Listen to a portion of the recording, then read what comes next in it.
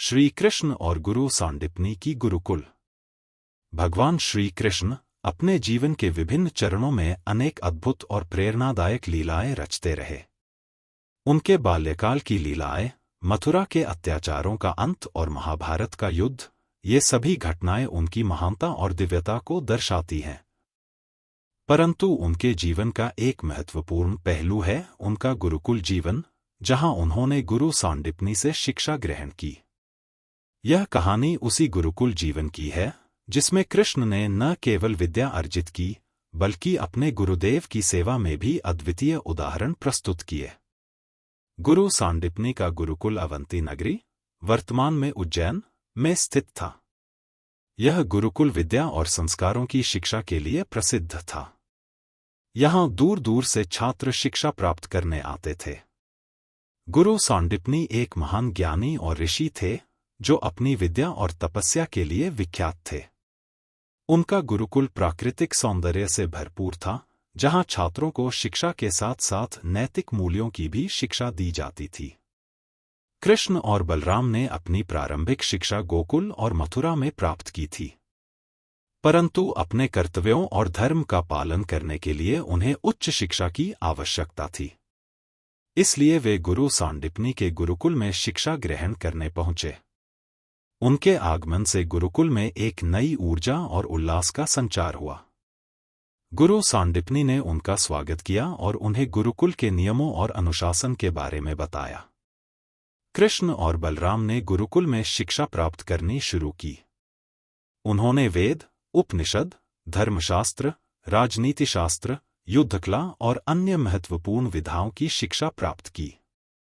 गुरु सांडीपनी ने उन्हें न केवल शास्त्रों की शिक्षा दी, बल्कि जीवन के महत्वपूर्ण सिद्धांतों और नैतिक मूल्यों का भी ज्ञान कराया। कृष्ण और बलराम ने अपनी तीव्र बुद्धि और लगन से शीघ्र ही गुरु सांडीपनी के प्रिय शिष्य बन गए। गुरु सांडीपनी का गुरुकुल अपने सख्त नियमों और अनुशासन के लिए प्रसिद्ध था। सभी छात्रों को सुबह जल्दी उठकर स्नान करना, पूजा अर्चना करना, गुरुकुल की साफ सफाई करना और नियमित रूप से अध्ययन करना अनिवार्य था। कृष्ण और बलराम ने इन नियमों का पालन पूरी निष्ठा और श्रद्धा के साथ किया। उन्होंने अपने गुरुदेव की हर आज्ञा का पालन किया और कभी भी अनुशासन का उल्लंघन नहीं किया। कृष्ण और बलराम ने न केवल शिक्षा ग्रहण की, बल्कि अपने गुरुदेव की सेवा में भी अद्वितीय उदाहरण प्रस्तुत किए। वे अपने गुरुदेव की हर आवश्यकता का ध्यान रखते थे। उन्होंने गुरुकुल की देखभाल, गुरुदेव के लिए जल और भोजन की व्यवस्था और अन्य सभी कार्य निष्ठा और समर्पण के साथ किए। उनकी सेवा भावना ने गुरु सांडीपनी का हृदय जीत लिया। शिक्षा पूर्ण होने के बाद कृष्ण और बलराम ने अपने गुरुदेव से गुरुदक्षिणा मांगने की अनुमति ली। गुरु सांडीपनी ने उनकी भक्ति और सेवा भावना को देखकर उन्हें एक कठिन परीक्षा के लिए तैयार किया।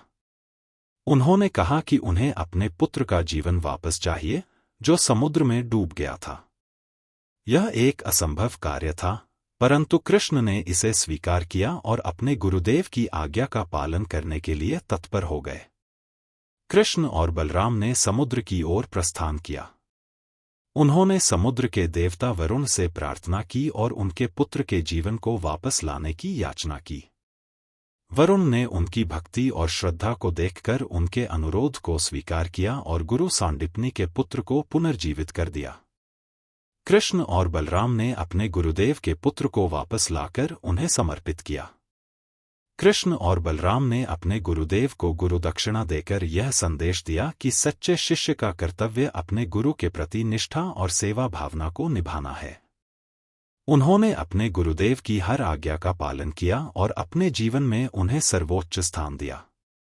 यह उनके गुरुकुल जीवन का सबसे महत्वपूर्ण और प्रेरणादायक पहलू था। गुरु सांडीपनी ने कृष्ण और बलराम को आशीर्वाद दिया और उनके उज्ज्वल भविष्य की कामना की। उन्होंने कहा कि उनकी शिक्षा और सेवा भावना ने उन्हें अपने जीवन का सबसे मूल्यवान उपहार दिया है। उन्होंने कहा कि कृष्ण और बलराम ने न केवल विद्या अर्जित की, बल्कि अपने कर्तव्यों और धर्म का पालन करने का सर्वोच्च उदाहरण प्रस्तुत किया है। श्री कृष्ण और गुरु सांडीपनी की यह कहानी हमें यह सिखाती है कि सच्चे शिष्य का कर्तव्य अपने गुरु के प्रति निष्ठा और सेवा भावना को निभाना है। उन्होंने अपने गुरुकुल जीवन में न केवल विद्या अर्जित की, बल्कि अपने जीवन के महत्वपूर्ण सिद्धांतों और नैतिक मूल्यों का पालन भी किया।